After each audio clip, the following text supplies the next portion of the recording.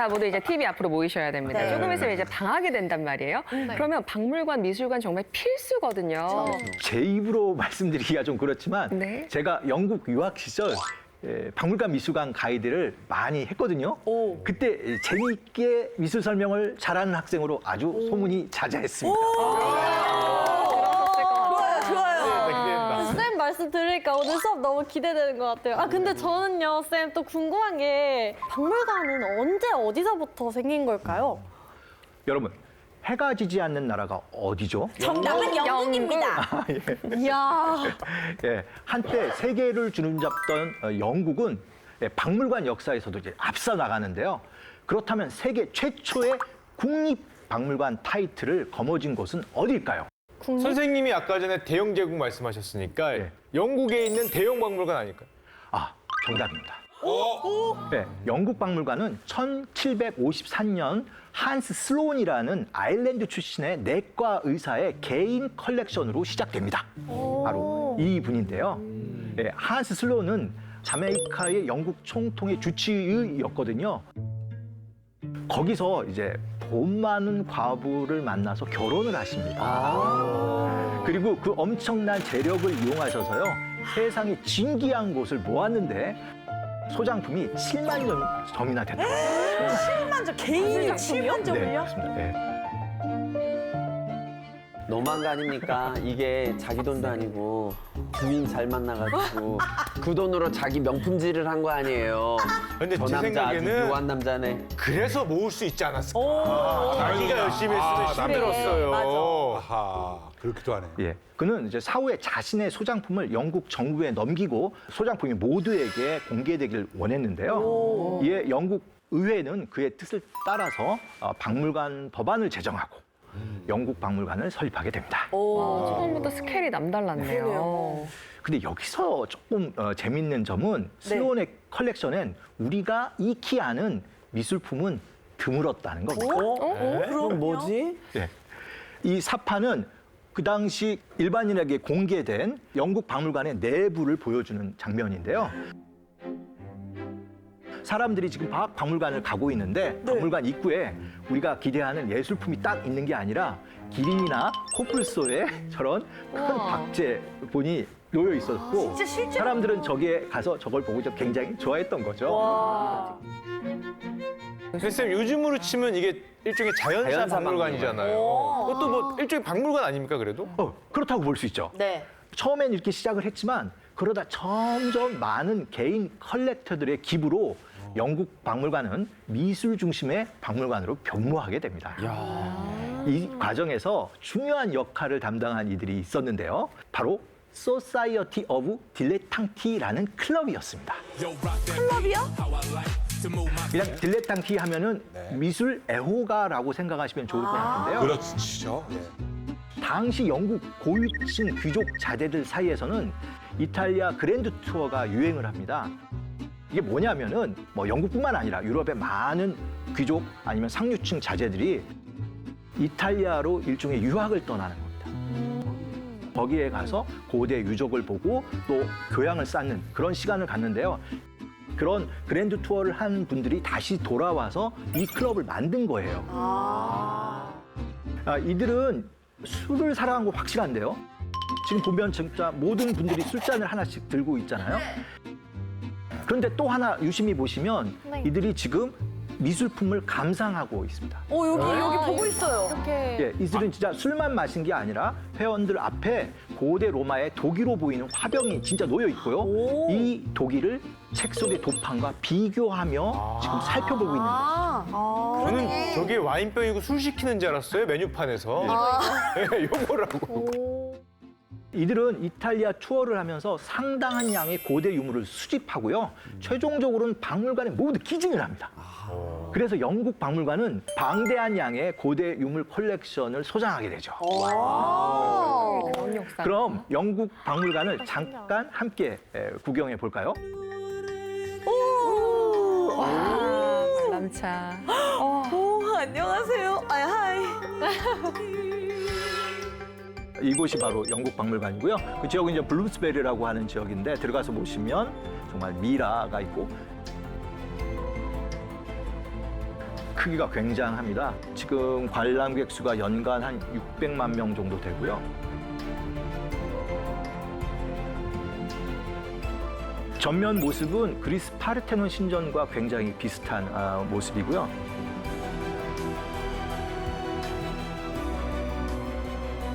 내부 보니까 지금 막 신전 같기도 하고 유리 같은 것도 있고. 들어가서 보시면 이렇게 그레이트 코트라고 해서 와. 유리 천장 장식으로 장식된 공간이 보이고 그 안에 있는 원형 건물을 들어가게 되면 도서관이 있었고요. 그게 이제 카를 마르크스가 자본론을 쓴 곳으로 또 유명하고요. 마하트마 간디도 여기서 공부했고 찰스 다윈도 공부했고 와. 저도 여기서 저 선생님이세요? 예. 영국박물관은 인류의 태동기부터 현대에 이르는 세계 문명권 유물과 민속 예술품 800만 점 이 정도를 한번 소장하고 있고요. 대표 소장품으로는 고대 이집트, 그리스 로제타 스톤이 있고 특히 이제 빼놓을 수 없는 유물로는 파르테논 신전 대리석 조각, 그리고 이집트 미라 세계적 유물들을 소장하고 있는 곳입니다. 이렇게 흔히 보기 어려운 아주 대단히 귀한 유물들이 있어서 영국 박물관이 더 특별하게 다가오는 것 같습니다. 와, 진짜 웅장하고 멋있다. 선생님, 그런데 제가 알기로 이 영국 박물관이 비판도 많이 받고 있다고 알고 있거든요. 이거 다 다른 나라에서 너희들 약탈해서 가져온 거 아니냐. 네. 이거 사실상 작물 아니냐. 이런 말을 제가 듣는다고 알고 있는데요. 아하. 방금 말씀하신 그 사항이 크게 틀린 건 아니고요. 오호. 과거 일본도 우리 문화재를 이제 많이 가져갔는데요. 영국도 좀 그런 상황이 있습니다. 네, 그때는 이제 남이 나라 문화재를 갖는 게 권력을 과시하는 뭐 증표였다고 볼 수도 있는데요. 좀 놀라운 건 영상에서 본 파르테논 신전 대리석 조각품이 단 한 명에 의해서 옮겨졌다는 겁니다. 한 명이요? 누가 뜯어갔어요? 엘긴 백작. 예. 바로 귀족이었네. 이분 엘긴 백작이라는 사람인데요. 원래 백작이니까 귀족인데 네. 또 외교관 임무를 띠고 오스만 제국의 영국 대사로 파견이 됩니다. 당시 그리스는 오스만 제국의 지배를 받고 있었는데요. 이때 엘긴 백작은 고대 지중해 문화와 예술을 이제 공부하고요. 그 과정에서 그리스를 너무 사랑하게 되었습니다. 예, 처음에는 정말 연구하고 조사를 하다가 점점 대범해져서 파르테논 신전 조각상과 건축 장식품 등을 뜯어서 아유. 영국으로 가져간 거죠. 욕심이 아니. 세상에. 도둑 아닌가 이 정도면? 그걸 뜯어가네. 이때 엘긴 백작은 오스만 지방 정부로부터 작품을 연구하고 조사하고 심지어는 여기에 있는 작품을 옮길 수 있는 권한을 받았다고 주장을 합니다. 실제로는 그럼 주장이라고 하셨는데 그럼 허가를 받은 건 아니에요? 이게 좀 묘한 게 이 엘긴 백작은 허가증을 받았다고 하고요. 네. 그 오스만 제국 측의 그 자료에는 그런 근거가 없습니다. 어머나. 그래서 이게 일방적인 주장이긴 한데 영국 측은 또 그 주장을 또 근거로 이 작품에 대한 소유권을 주장을 하죠. 아유. 그래서 그가 10년간 뜯어간 작품 수가 무려 253점. 그것도 가장 상태가 좋은 것들만 뜯어간 거죠. 어머나 세상에. 예. 보는 눈이 있으니까 가져가는 것도 좋은 것만 가져갔겠죠. 세상에나. 뭐 근데 이제 엘기는 이제 가져온 작품을 자기가 이제 소장하고 있다가 어느 순간에 정부한테 팔려고 합니다. 그래서 협상을 하죠. 그러니까 기승이 아니네. 그 고대 예술품을 두고 이제 흥정을 하는 좀 아이고. 안타까운 일이 벌어지게 되는데요. 결국 영국 의회는 3만 5천 파운드에 구입하기로 결정하는데요.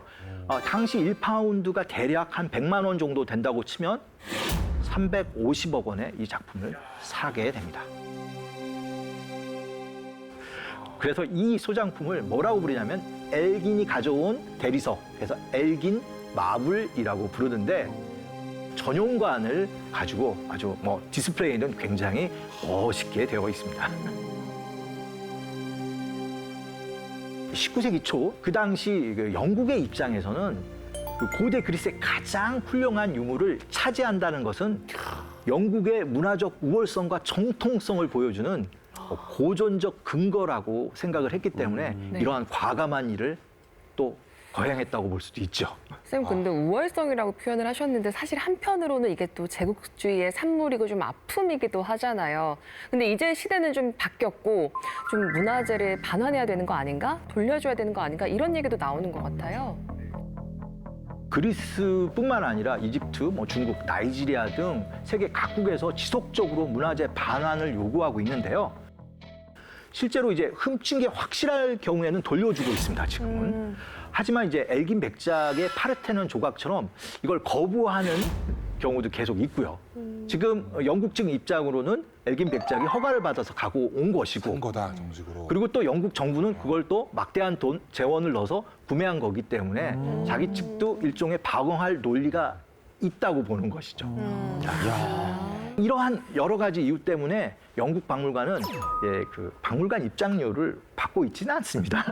아마 떳떳하진 않다 약간. 예, 오. 정말 이게 약탈해온 문화재가 많아서 무료로 개방한다 이렇게 볼 수도 있지만 그 당시 이게 영국 국회의원 토마스 와이즈라는 분이 얘기한 건데 미술의 폭넓은 혜택은 특권적 소수가 아니라 국민 전체에게 돌아가야 한다고 주장을 했습니다. 그래서 무료 입장을 원칙으로 하게 된 거죠. 자, 그러면 여기서 퀴즈 하나 내보도록 하겠습니다. 오. 이렇게 박물관에 대한 자부심이 컸던 영국을 긴장하게 만든 사건이 일어나게 되는데요. 그 사건이 뭘까요? 익수지 씨? 다른 나라 백작이 또 파갔어요. 화재 같은 게 있지 않았을까요, 왠지? 대화재? 지진이 났다. 바로 프랑스 루브르 박물관의 등장입니다. 그 라이벌 등장. 네. 얼마 얼마 전에 전에 피라미드 앞에서 제가 오. 지수의 꽃춤을 추고 왔죠. 거기까지 가서 들어가 보셔야지 거기서 춤을 추다 아니 줄이 너무 길어가지고. 안 들어가셨어요? 아니, 시간이 없어가지고. 선생님 근데 왜 루브르 때문에 긴장을 해요? 루브르 박물관은 프랑스 왕가의 궁전이었는데요. 프랑스 혁명 이후 1793년에 국가 소유의 미술품을 전시하는 미술관으로 전환하고 모든 시민에게 공개하게 됩니다. 네, 궁전이었으니 뭐 규모도 굉장히 크고 어쩌요? 화려한 미술품은 또 굉장히 많았다고 봐야겠는데요. 그럼 이번엔 이제 파리로 가보시죠. 나 저거 탔잖아. 진짜요? 탔잖아. 한강. 세네강변에 이 루브르가 자리하고 있는데요. 네, 맞아요. 뭐 정말 이게 건물이 한 2km 되기 때문에 차를 타고 가도 걸어가도 그렇고 계속 세네강변에는 루브르만 보일 뿐입니다. 프랑스 파리의 심장이라고 할 수 있는 곳이고요. 엄청 커요 선생님. 진짜 크다. 예, 부지가 10,000평이 넘고요. 그 총 동선의 길이가 뭐 60km가 60km 요? 넘는 곳입니다. 하루 안에 못 보는 거죠? 그렇죠. 예. 루브르의 심장이 된 유리 피라미드를 지금 보이고 계시는데요. 여기 들어가 보면 뭐 인증사진을 찍는 사람도 있지만 어마어마한 인파들이 모이고요.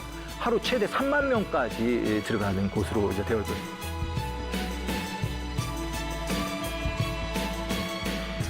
지금 박물관 안에 방금 들어가셨고요. 뭐 이런 조각품들 굉장히 많고요. 그리고 이제 크게 이제 세 부분으로 나뉘어지는데 드논관이라고 하는 쪽으로 가게 되면은 이 사모트라크의 니케 이 조각상이 우리를 뭐 환영하듯이 반겨주죠. 교과서 예, 작품. 밀로의 그 비너스는 거의 뭐 단독으로 전시되어 있는데요. 그럼에도 불구하고 가장 유명한 루브르의 최고 스타라고 하면 모나리자입니다. 네. 루브르 승. 와. 네. 아, 너무 좋네요. 아니, 저 모나리자 보고 왔을 때 저는 작아서 놀라고 사람이 너무 많아서 볼 수가 없었어요. 진짜 모나리자 적게 앞에. 보기 힘들었어요. 오. 그리고 이제 지금 보시는 이 장면은 루브르 궁전 안에 가장 화려한 방인데요. 이 방을 프랑스 혁명 정부가 일반인에게 공개하는 박물관으로 쓰겠다라고 선언한 그 선언문이 적혀 있는 모습을 지금 보고 계십니다. 혹시 여기 들어가면 막 다 황금으로 돼 있는 그 방인가요? 우와. 거의 황금으로 보이는 진짜 요거예요? 아름다운 방. 그냥 이거 자체만으로도 그냥 예술 네, 작품. 대단하다. 진짜 멋지다. 여기 가봤을 때 정말 너무 아름다워서 고개가 아플 지경이더라고요. 볼 게 너무 가봤어요, 이승현 아나운서? 들어가봤어요? 네, 유일하게 가본. 그럼 저 진짜 금이에요? 저게 제가 여쭤보고 싶은 말입니다. 진짜 금인가요? 금칠은 아니고요. 금을 얇게 펴서 붙이는 겁니다. 굉장히 많은 양의 금이 들어가야 저 정도의 그 아름다운 천장 장식을 할 수 있게 됩니다. 화려하다. 그러니 영국이 굉장히 긴장할 만했는데요. 그런데 이렇게 시민의 공간이었던 루브르 박물관이 피해 박물관이라는 별칭도 얻게 됩니다. 피해 방법. 박물관이요? 피? 왜지? 아니 프랑스도 남의 나라 유물을 다 그냥 약탈해가지고 그냥 거기다가 다 집어. 영국 프랑스가 옛날 제국주의였지. 똑같네요. 바로 그겁니다. 프랑스 혁명이 성공하고 얼마 후에 루브르 박물관도 권력을 과시하는 선전장으로 변하게 됩니다. 이때 아주 중요한 인물이 있는데요. 과연 누구일까요? 프랑스?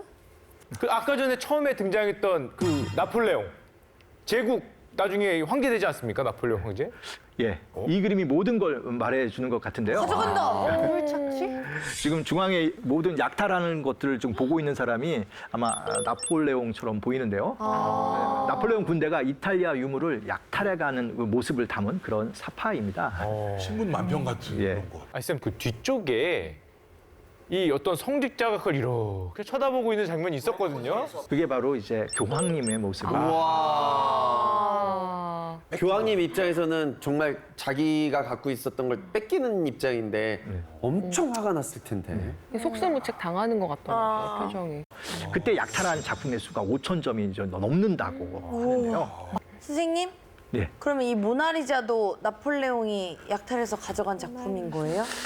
예, 모나리자는 아닙니다. 아니에요? 이 그림을 그린 화가 레오나르도 다빈치가 말년에 16세기 프랑스를 지배했던 국왕 프랑스와 1세의 후원을 받아서 활동하는데요. 이때 다빈치가 프랑스로 가면서 가져갔고요. 그때 아마 프랑스 왕실 소유의 작품으로 넘어간 걸로 추정하고 있습니다. 그런데 여러분, 그 원래 모나리자는 루브르에서 지금만큼 유명한 작품은 아니었습니다. 옛날에는 예. 그런데 어떤 사건 하나 때문에 굉장히 유명하게 되죠. 사건이요? 정답. 사건이 하나씩 있네. 누군가가 모나리자 그림에 오물을 투척을 해. 아니면 원래 눈썹이 있었어. 있었는데 이제 잘못해서 지워져가지고 그것 때문에 저 실수로 지워서 우리가 다 그래서 유명한 거야. 너네 뭐 눈썹 없는 걸로. 도둑 맞은 거 아닐까요? 도둑 맞은 빙고. 거. 도둑 맞았어요? 그림이 도둑이요? 사라진 뭐야? 우와. 어머. 없어졌어요, 오른쪽 그림. 겁니다. 당시 유럽 미술관에서는 이제 보시는 것처럼 그 미술관으로부터 허락을 받아서 작품을 모사한 화가들이 있었습니다. 루브르도 이런 걸 허용해줬고요. 그런데 1911년 8월 21일 루브르 휴관일에 모나리자가 사라진 겁니다. 휴관이래. 예. 이 생각보다 이제 그림이 작잖아요. 이 작아서 그랬는지 아무도 눈치를 못 챘고요. 네? 인지도가 없었던 거니까 그때는. 이 모나리자가 사라진 걸 누가 발견했냐? 네. 바로 그 다음 날 여느 때처럼 모나리자를 모사하러 온 화가 한 분이 가보니까 모나리자가 없어진 거예요. 어머나. 쌤, 다른 건 안 없어지고 모나리자만 없어진 거예요? 이거 이 정도면 이런 거는 보통 경비 시스템들이 있는데 이거 아는 사람들이 가져간 거 아니에요? 범인은 이탈리아 출신의 빈첸조 페루자라는 인물인데요. 예상대로 네? 루브르 박물관에서 2년간 기능공으로 일을 했었는데요. 지금 보시면 그 빈첸조 페루자가 이 작품을 훔치는 과정을 그 주변의 사파에다 지금 그려놓은 모습인데요. 그가 이제 작업복을 입고 있는데 그 작업복 안에다가 이 작품을 넣어서 가지고 나간 걸로 되어 있죠. 근데 왜 그랬대요? 뭐 이유가 밝혀졌나요? 범행 이유를 뭐라고 밝혔냐면은 나는 프랑스가 약탈해간 이탈리아의 국보를 다시 이탈리아로 가져왔을 뿐이다. 소위 민족주의 카드를 꺼내게 됩니다. 근데 돈 받은 거. 정의로움. 아하. 뭐 결국 그의 이러한 어떤 변명 때문에 이탈리아 국민들은 그를 굉장히 동정하게 됐고요. 이 때문인지 그가 이제 받은 형량은 굉장히 적습니다. 단 7개월만 복역하게 되는데요. 와. 그리고 모나리자가 다시 발견되고 나서 이탈리아 곳곳을 돌면서 순회 전시를 하게 됩니다. 돌려주긴 돌려주되 이 작품을 이탈리아 국민들에게 충분히 보여주면서 돌려주게 되는데요. 이런 과정을 거쳐서 2년 만에 모나리자는 루브르로 다시 돌아오게 되죠. 야, 그럼 그렇게 순회 전시도 하고 그래서 모나리자라는 작품의 가치가 엄청 올랐구나. 유명해졌어. 인지도가 확 올라갔네. 신기하다. 한 가지 또 중요한 거는 그 당시 언론이 모나리자가 없어졌다고 굉장히 크게 이 뉴스를 다뤘습니다. 그러니까 신문 일면마다 모나리자 작품을 대문짝만하게 거의 한 달 정도를 계속 올려서 배포했던 거죠. 그래서 생각해 보면 이 사건으로 모나리자의 명성이 높아진 것은 분명하고요. 결국 그래서 지금까지도 루브르의 대표적인 미술품으로 사랑받고 있죠. 예. 아, 정말 너무 흥미진진합니다. 영국 박물관의 최대 경쟁자였던 루브르 박물관이 스토리텔링에 화제성까지 더해져서 이렇게 승승장구한 거잖아요. 그러면 여기서 영국이 가만히 있었을까요? 절대 가만히 있지 않았습니다. 아, 박물관 종주국의 자존심을 지켜야지. 아마 그런 생각을 가졌을 텐데요. 그래서 영국은 우리도 루브르처럼 순수 미술 중심의 박물관을 하나 만들자. 이런 아이디어를 내게 됩니다. 그래서 루브르의 대항마로 나온 게 1824년 내셔널 갤러리입니다. 근데 쌤, 그러면 내셔널 갤러리가 루브르의 아상에 도전할 만한 규모나 그런 정도가 됐던 건가요? 아직은 아닙니다. 최초의 내셔널 갤러리는 사실 굉장히 초라했습니다. 유대계 사업가였던 존 앵거스틴이 기증한 회화 작품 38점이 컬렉션의 전부였습니다. 저게 다인 거예요. 약소 안에 약소예요. 미술관 건물도 앵거스틴의 3층짜리 개인 저택을 개조해서 사용했는데요. 그러니 루브르 박물관과 비교하면 상당히 초라한 상태입니다. 너무 쫄아. 대전이라고 많이 작네요, 하기에는 상대적으로. 좀 미미하네요. 예. 결국 영국 의회는 미술관 전용 건물을 새롭게 짓기로 결정을 합니다. 그렇게 1838년 새롭게 완공된 것이 런던 트라팔가 광장에 위치한 지금의 내셔널 갤러리입니다. 그럼 내셔널 갤러리도 구경해 봐야 될 텐데. 그럼 런던으로 가시죠. 저희도 런던 갔다 프랑스 갔다 저 호강하네. 네, 지금 트라팔가 광장이 보이고요. 그 광장에 가면 큰 분수대가 있어서 여러 사람들이 뭐 런던어뿐만 아니라 관광객들이 함께 모이고요. 그 중앙에는 바로 넬슨 제독의 동상이 저렇게 놓여 있습니다. 예뻐요. 이 분수대 바로 뒤쪽으로 보이는 건물이 바로 내셔널 갤러리. 커졌네. 우리가 이제 영국 박물관과 거의 마찬가지로 그리스 신전처럼 그 모양을 갖추고 있고요. 아, 내분가 봐요. 주로 이제 컬렉션은 13세기부터 20세기까지 이제 그 시대를 아우르고 있고요. 작품 수는 2,300여 점을 가지고 있는 그런 곳입니다.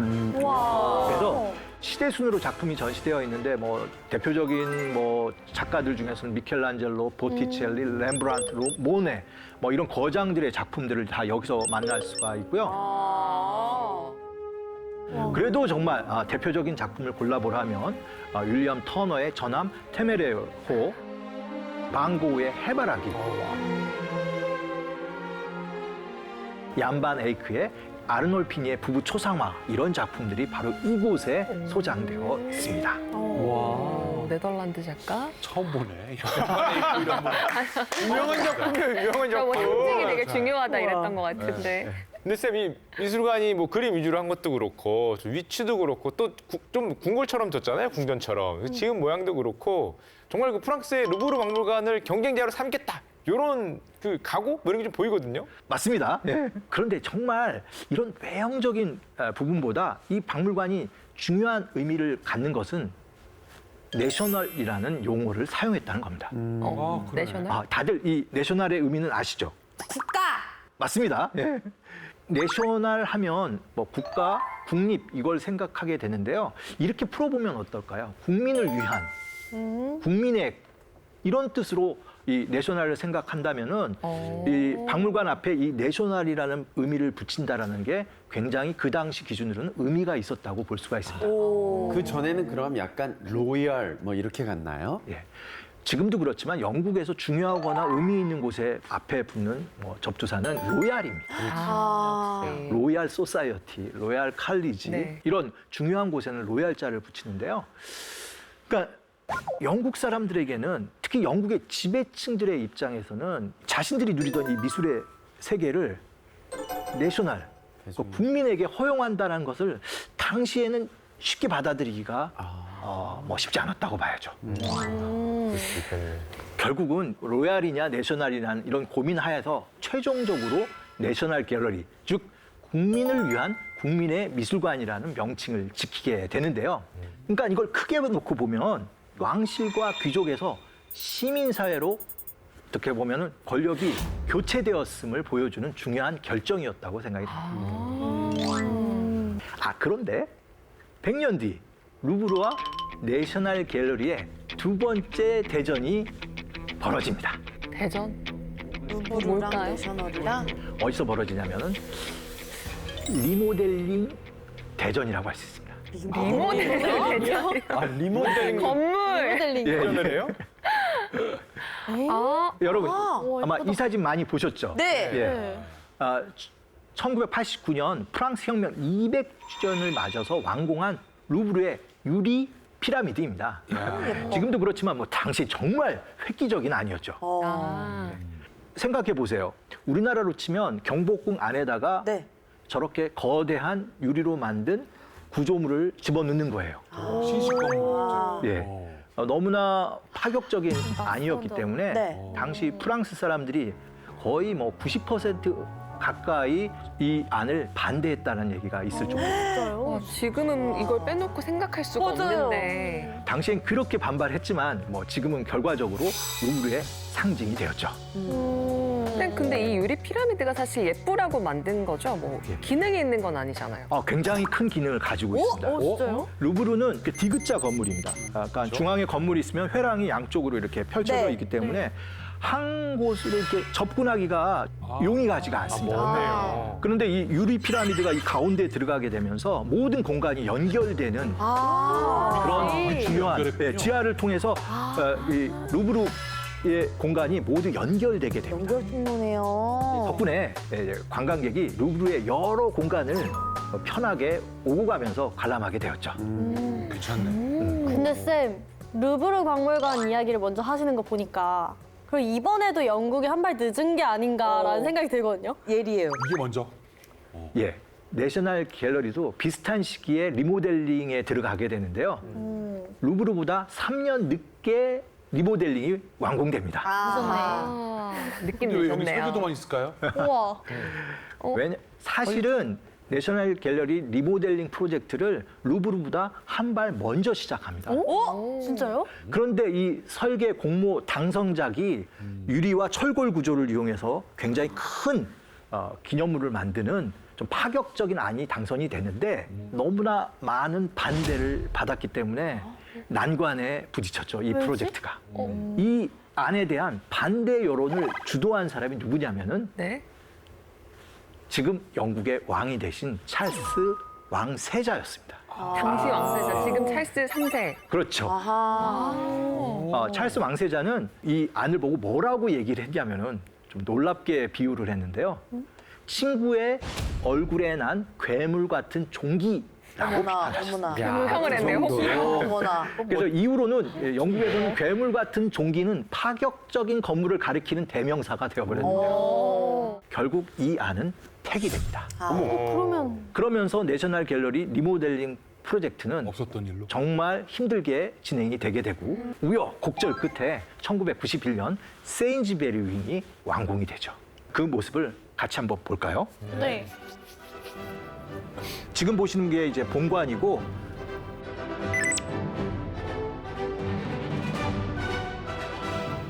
새로 지었는지도 잘 모를 원래 건물에서 연장된 듯한 예, 여기 너무 평범한 거 아닙니까? 기존 건물하고 거의 비슷한 건축 모티브로 지어진 건물이 위아가 세인즈베리 윙이라고 할 수 있습니다. 예. 하지만 막상 들어가 보면 굉장히 또 그 전시장에 들어간다라는 느낌을 주는데요. 네. 멋진 스테어케이스가 있고 오른쪽으로 창문이 열려져서 강한 빛이 들어와서 약간 흥분되는 그런 전시장을 들어갈 때 흥분되는 느낌도 받고요. 네. 또 들어가서 보면은 여기에 소장된 작품들이 이탈리아 르네상스 작품들이 굉장히 많은데 그 당시 이탈리아 르네상스를 주도했던 피렌체 사람들이 가장 사랑했던 돌의 색깔을 여기 안에 집어넣습니다. 그리고 15세기 르네상스 작품들이 가장 중요하게 생각했던 원근법적 그런 공간 구성을 실제 인테리어 안에다 집어넣습니다. 그래서 딱 그 중간에 쓰면 기둥들이 척척척 네. 들어가고요. 그 맨 끝에 딱 그 소실점에 딱 맞는 그림을 걸어 놓습니다. 아하. 그래서 15세기 공간 안으로 쑥 들어가는 그런 느낌을 주죠. 뭔가 시간 여행 같은 그런 느낌일 것 같아요. 뭐 사실 여기 있는 작품들이 굉장히 좋고요. 전시도 잘 되어 있고 또 설명도 굉장히 충실하게 되어 있기 때문에 제가 이곳에 뭐 거의 살다시피 했다고 할 수 있는데요. 영국의 이게 화가. 땀이 납니다. 영국 20파운드 지폐를 장식한 이 남성은 윌리엄 터너입니다. 네. 터너가 많이 그린 그림은 대부분 풍경화인데요. 터너는 이 풍경화를 높은 단계의 예술로 끌어올린 미술사적으로 굉장히 큰 공적을 세운 그런 화가라고 할 수 있는데요.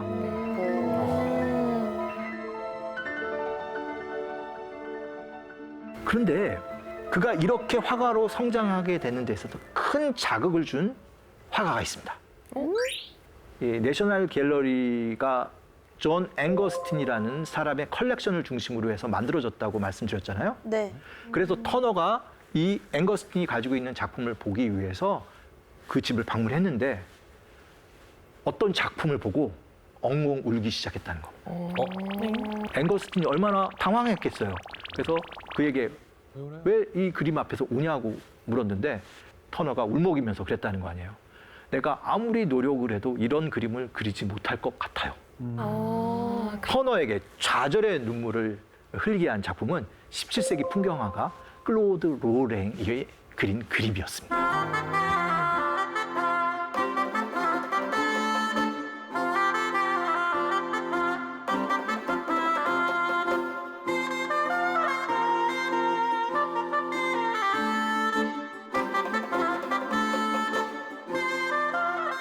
결국 터너는 끊임없이 클로드 로랭을 의식하면서 그림을 그렸고요. 그 과정에서 아주 흥미로운 유언을 남기게 됩니다. 유언. 자기 작품을 내셔널 갤러리에 기증하겠다고 약속을 하는데요. 조건을 하나 겁니다. 로렌 근처에 걸지 말어. 반대입니다. 로렌 옆에 옆에?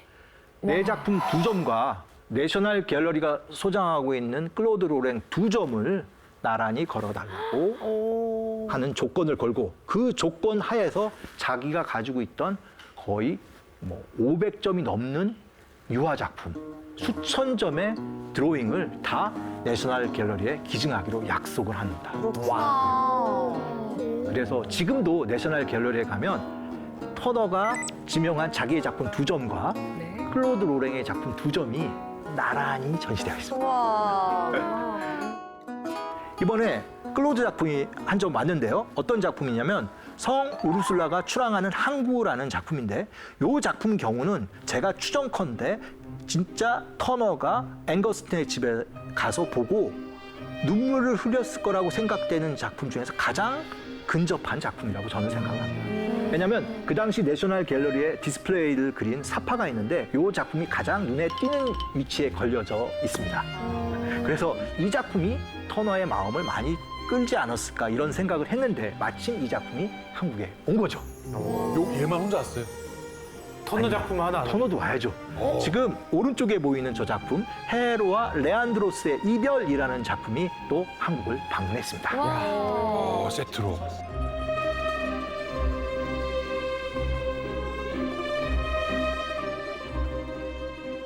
지금도 전시장에 가시면 이 작품은 나란히 걸려 있습니다. 비교해서 꼭 봐야겠네요. 보고 싶다. 와. 네.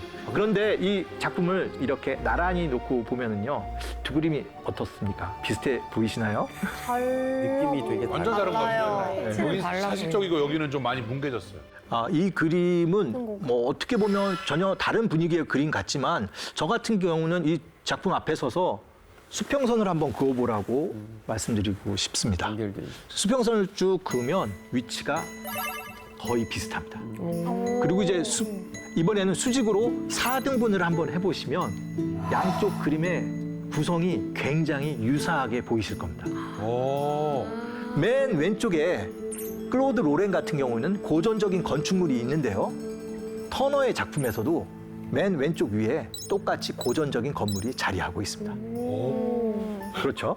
그리고 또 이번엔 오른쪽으로 시선을 옮기면 클로드 로렌 같은 경우에는 배와 나무들이 그쪽을 점유하고 있는데 터너의 경우에는 그쪽에도 실제로 죽은 영혼이 하늘로 올라가는 그런 구성으로 오른쪽 구도가 짜여져 있습니다.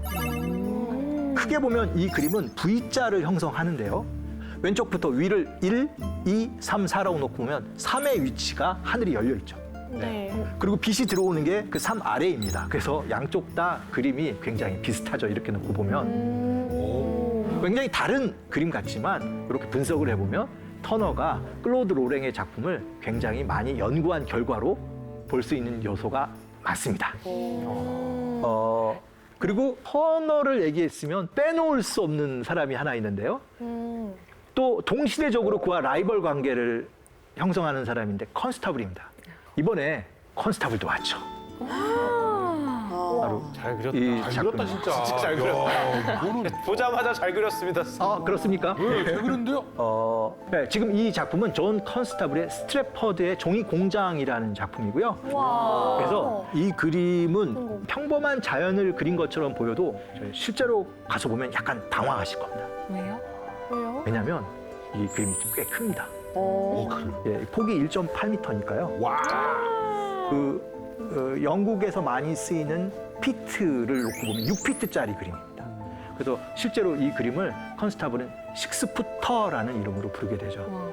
저는 가서 보면 눈물을 펑펑 흘릴 것 같아요. 네, 아이고. 네, 숟가락 얹기. 컨스타블은 영국의 자연 풍경을 위대한 예술 작품으로 빚어낸 그런 화가로 이제 인정받는데요. 터너와 더불어 가장 영국적인 화가를 얘기할 때 컨스타블을 얘기하게 되죠.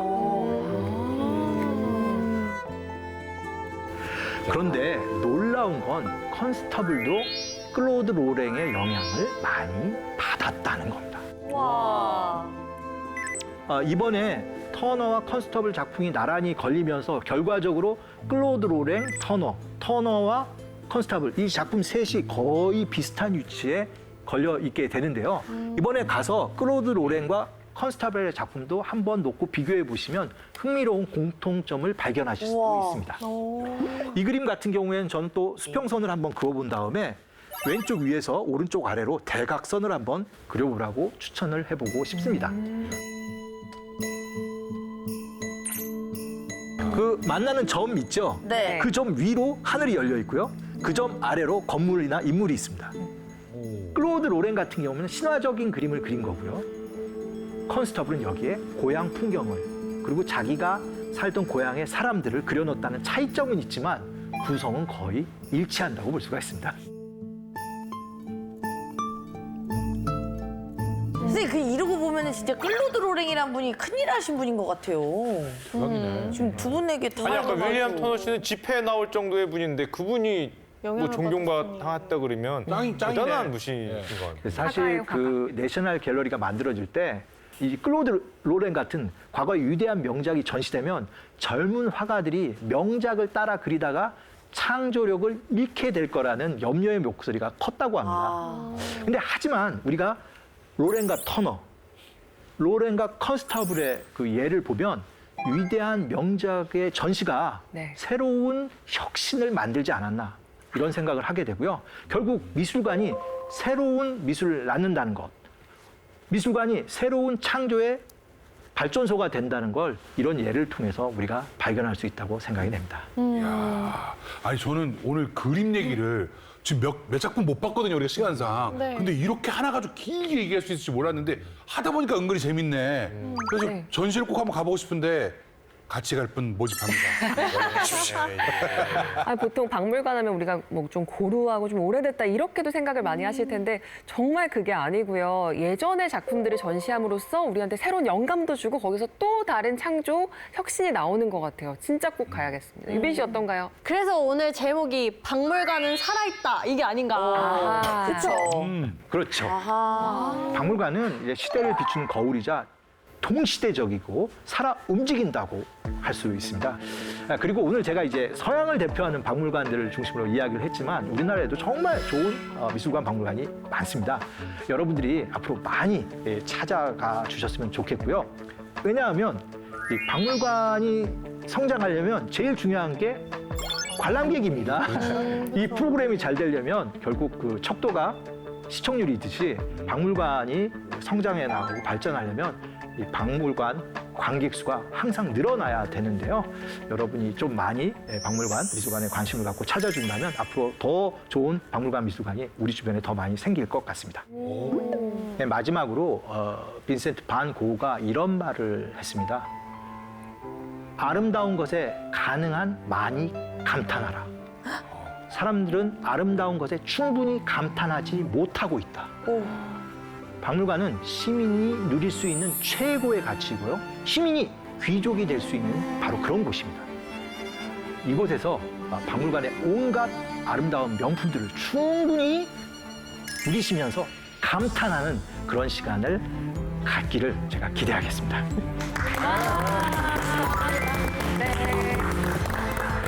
정말 감탄이 나오는 박물관 이야기였습니다. 자, 오늘 양정무 쌤과 함께했고요. 다음 주 여름 특강 3편도 기대해 주시기 바랍니다. 큰 박수로 보내드리겠습니다.